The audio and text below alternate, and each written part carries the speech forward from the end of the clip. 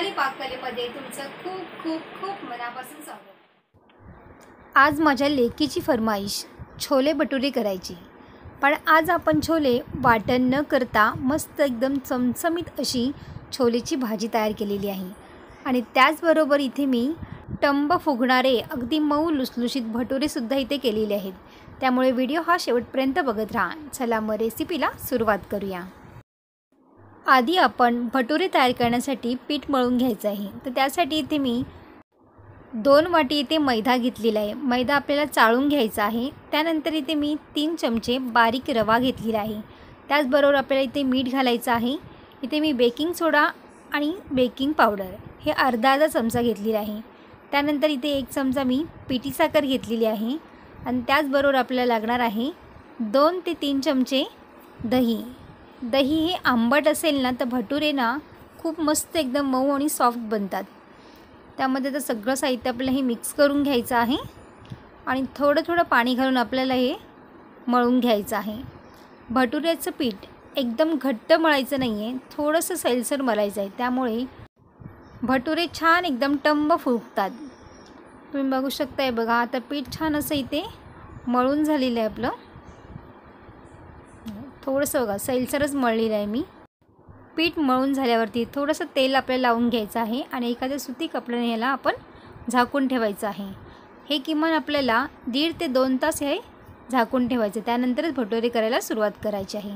आता आपल्याला छोलेची भाजी तयार करून घ्यायची आहे। तर यासाठी इथे मी छोले रात्रभर भिजत घातलेले आहेत। दुसऱ्या दिवशी धुवून आपल्याला हे कुकरला लावून घ्यायचे। त्यासाठी इथे मी खडे मसाले घेतलेले आहेत आणि 1 तेजपत्ता घेतलेला आहे। तर खडे मसाले इथे मी खडे मसाला आणि याच्यामध्ये 1 चमचा मी चहा पावडर टाकलेली आहे। या टी कंटेनरमध्ये मी टाकून कुकरला लावून 4 शिट्ट्या करून घ्यायच्या आहेत आणि मस्त एकदम शिजलेले आहेत। तुम्ही बघू शकताय बघा, आपले हे काबुली चणे छान असे शिजला गेले। यांचा कलर पण खूप छान आलेला आहे।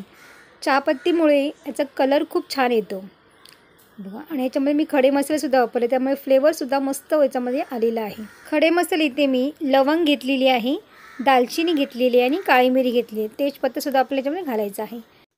छोले शिजून झाल्यानंतर आपल्याला भाजीला फोडणी द्यायची आहे। तर त्यासाठी इथे मी तेल गरम करून घेतलेलं आहे कढईमध्ये।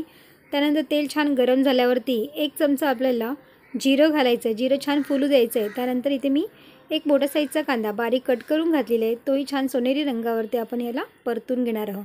त्यानंतर लगेच आपल्याला टोमॅटो घालायचा आहे। टोमॅटो घातल्यानंतर आपल्याला त्याच्यावरती मीठ घालायचं आहे, म्हणजे टोमॅटो हा पटकन नरम होईल आणि मस्त एकदम छान शिजला जाईल।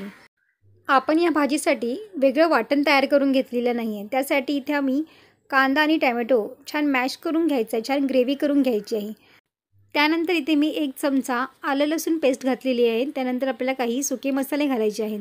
हळद घातलेली आहे अर्धा छोटा चमचा। त्यानंतर इथे मी 2 चमचे लाल तिखट मसाला घातलेला आहे। त्यानंतर इथे मी अर्धी वाटी छोले छान मॅश करून घेतलेले, ते सुद्धा याच्यामध्ये घालायचे, त्यामुळे ग्रेव्ही छान दाटसर होते। चवीला सुद्धा खूप छान लागतात हे छोले अशा पद्धतीने केल्यावरती। आणि त्यानंतर इथे मी कसुरी मेथी घातलेली आहे, हातावर थोडीशी चोळून घालायची आहे। त्यानंतर इथे मी छोले मसाला घातलेला आहे 1 चमचा। सर्व साहित्य आपल्याला मिक्स करून घ्यायचं आहे आणि पुन्हा छान असं लो फ्लेमवरती आपल्याला ही भाजी शिजवून घ्यायची आहे। भाजी शिजते तोपर्यंत आपण भटुरे तयार करून घेऊया। तर इथे भटुरेचं पीठसुद्धा इथे 1 तास झालेलं आहे आणि छान असं भिजला गेलेलं आहे। आता थोडंसं हाताला आपल्याला तेल लावायचं आहे। तेल लावून अशा पद्धतीने मी गोळ करून घेतलेलं आहे बघा। जेवढ्या साईजचे तुम्हाला भटुरे तयार करायचे आहे त्या साईजमध्ये तुम्ही एक हुंडा तयार करून घ्या, म्हणजेच भटुरे आपल्याला त्या साईजचेच करता येतील। भटुरे करताना आपल्याला पिठाचा वापर करायचा नाही, सुकं पीठ लावायचं नाही आपल्याला। अशा पद्धतीनेच तुम्ही इथे लाटून घेऊ शकता। थोडासा तेलाचा हात लावला तरीही चालेल। थोडेसे जाडसरच ठेवायचे, अगदी पातळ करायचे नाही बघा। अशा पद्धतीने आपण थोडे जाडसरच ठेवलेले आहेत। त्यानंतर इथे मी तेल गरम करून घेतलेलं आहे। तेल छान गरम झाल्यावरती आपल्याला अशा पद्धतीने हे भटुरे घालून घ्यायचे आहेत। तर तुम्ही बघू शकताय बघा, मस्त एकदम टंब फुगणारे भटुरे इथे तयार झालेले आहेत। ह्याची फ्लेम आपल्याला मीडियम करायची आहे। मीडियम गॅसवरतीच आपल्याला हे भटुरे तयार करून घ्यायचे आहेत। अशा पद्धतीने तुम्ही जर पीठ भिजवून घेतलं त्यानंतर भटुरेसुद्धा खूप मस्त एकदम टंब फुगतात। तर अशा पद्धतीने मी नक्कीच ट्राय करून बघा। तर अशा पद्धतीनेच मी सगळे भटुरे इथे तयार करून घेणार आहे। आता आपली छोलेची भाजीसुद्धा इथे तयार झालेली आहे। आता इथे वरून मी फक्त अर्धा चमचा गरम मसाला घातलेला आहे आणि वरून आपल्याला फ्रेश कोथिंबीर घालायची आहे, म्हणजेच आपली छोलेची भाजी खाण्यासाठी तयार झालेली आहे। गरमागरम छोले आणि भटुरे खाण्यासाठी आपल्या इथे हे तयार झालेले आहे. मुलींनीसुद्धा खूप आवडीने खाल्ली.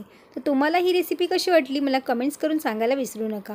व्हिडिओ आवडला असेल तर लाईक, शेअर आणि सबस्क्राईब करा. बाजूची बेल ऐकून पण जरूर प्रेस करा, जेणेकरून जेव्हा पण मी नवीन व्हिडिओ अपलोड करेन त्याची सर्वात आधी नोटिफिकेशन तुम्हाला पाहायला मिळेल.